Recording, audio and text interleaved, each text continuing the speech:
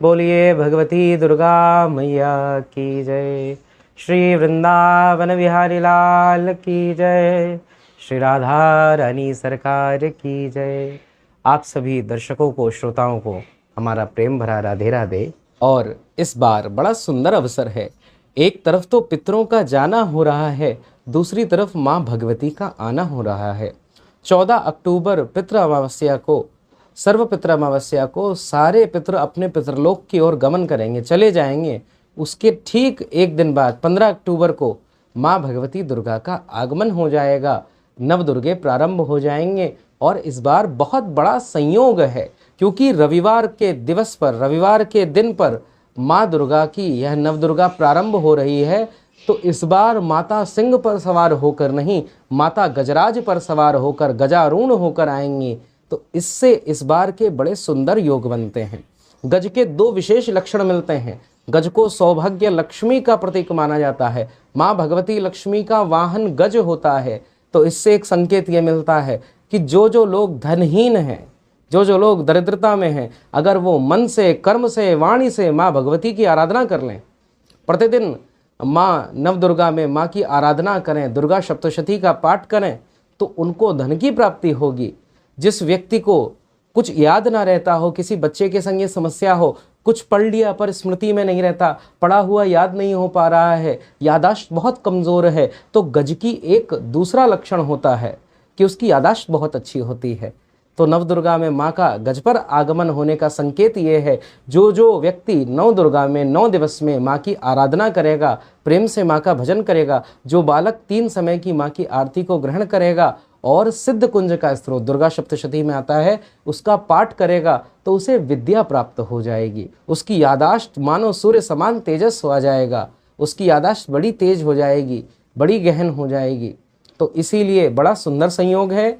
और इसका पूजन हम कैसे करेंगे, क्या इसकी विधि रहेगी, इस विषय में हम जान लेते हैं।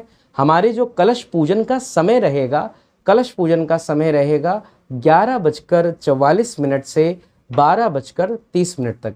ये अभिजीत मुहूर्त है, परंतु आप 12 बजे से पहले ही कलश का स्थापना कर लें, क्योंकि चौगड़िया के अनुसार उस दिन रोग आदि का समय लग जाएगा। तो आप ध्यान दें, 12 बजे से पहले ही जौ आदि बिछा लें, दीपक जला लें, कलश की स्थापना कर लें। और 24 अक्टूबर को जैसे नवदुर्गा का विश्राम होगा, उसी दिन विजयदशमी और दशहरा भी है। तो ये बड़ा सुंदर संयोग है, इसका हम लाभ उठावें। भगवान श्री राम का बड़ा सुंदर पर्व भी है।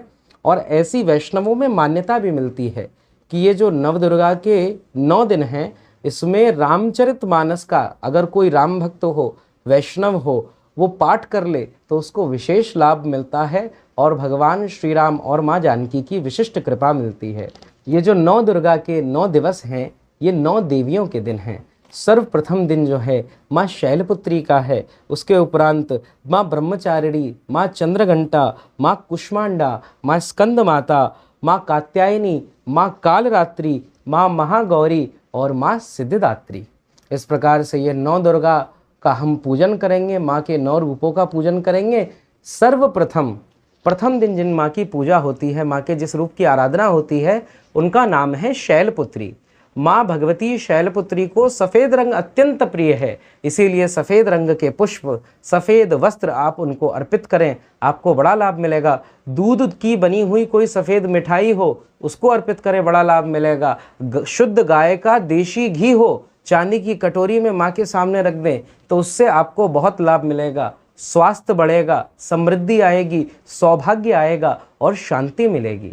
माँ शैलपुत्री शांति, सौभाग्य का प्रतीक हैं, इच्छा शक्ति का प्रतीक हैं। इनकी आराधना करने से ये बढ़ेगा। साथ ही साथ आप कुमकुम का अर्पण भी कर सकते हैं।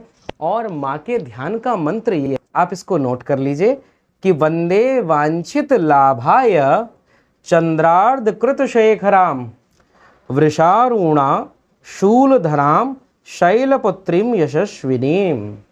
तो इसमें माँ के स्वरूप का आराधना करी गई है कि माँ शैलपुत्री की आराधना करने से आपके मनवांछित इच्छा पूर्ण होती है। वृष पर आरूढ़ होती हैं माँ, तो धर्म का प्रतीक है, शूल को धारण करने वाली हैं।